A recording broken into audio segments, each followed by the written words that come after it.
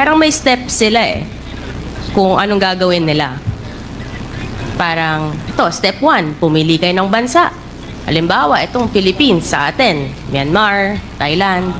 Step 2, pumili ng lugar na pagtatayuan ng mga industrial complex, which we have seen in Porac, Pampanga, and in Bamban, Tarlac.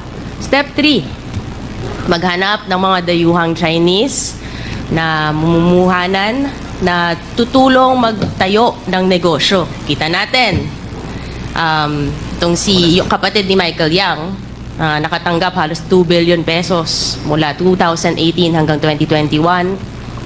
Si Zhang Yujin, nakita natin guilty sa Singapore para sa kasong money laundering na incorporator ng Baofu.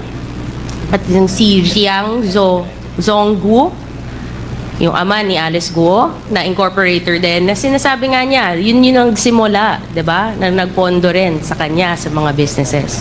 There's this trend, Mr. Chair, no? Na galing sa Chinese, nagsisimula, or kung grandfather man, ganito yung mga paulit-ulit na kwento Then there's step 4, kukunin ang mga loob ng mga residente at gawing dummies. Nakita natin, I think, di ba may mga nag-surrender, I think over the past few days, Mr. Chair. Itong sinema Thelma Laranan, Rowena Evangelista, tindahan sila ng mga gulay, no? May mga barbecue stall na obviously hindi naman nila kaya mag-incorporate or to give itong mga capital sa mga malalaking negosyo na nag-surrender na ginamit lang sila. I don't know kung paano nila ginawa ito. Basta kinukuha nila yung loob ng mga residente kasi syempre may mga pangangailangan siguro at hindi naman nila iniisip kung ano yung magiging repercussions. Then there's step 5 na maghahanap ng makapangyarihan na tao na may pera at impluwensya sa gobyerno na alam natin na tinatanungan natin na ngayon hindi na natin makita, Mr. Chair, ang dating presidential spokesperson na kita natin tinulungan niya bigyan ng permit ang mga pogo, known personality who's the lawyer and owns several properties connected to what we have been seeing the past few hearings. Then there's step 6, mag-incorporate na ng mga kumpanyang mukhang legitimate sa una.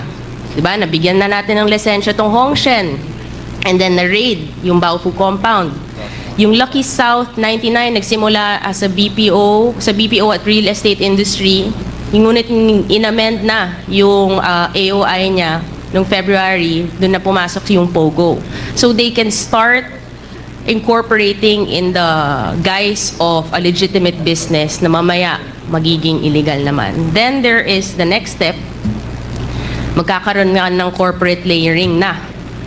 At nakikita natin sa mga different corporations like Baofu, itong mga corporation ng mga Yangs, itong mga corporations nila Miss Alice Guo. Nakita natin sa Matrix today, there's so many corporate layers na pag tinignan mo, it all ties back to 2 personalities who are here. Actually, 3 personalities who are here na magkakasabwat, Mr. Chair. And of course, step 8. Then, dito na, pag nangyari na tong lahat, magkakaroon na ng illegal na gawain na may mga human trafficking, money laundering, illegal gambling, love scams, tax evasions, at iba pa. You know, Mr. Chair, nakakalungkot.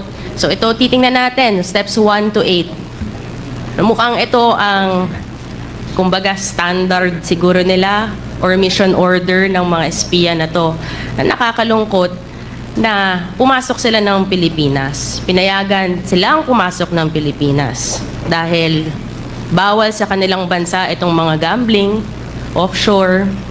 Pumasok ang China dito. They took advantage of our country, our laws, our citizens, our resources, Mr. Chair. Nakakatakot dahil hindi to one-sided. Lahat ng mga steps na to, mangyayari lang at pupunta sa next step kung pinayagan to ng gobyerno. There are steps and there are processes. At sinabi ni Ms. Alice Guo na our government agencies can prove naman daw. Diba? Kasi alam niya, hindi naman gagalaw to, hindi mangyayari to kung walang approval ng mga government agencies. So paano to nakalusot, Mr. Chair? Yun yung tinitingnan natin. Kaya natin ginagawa to.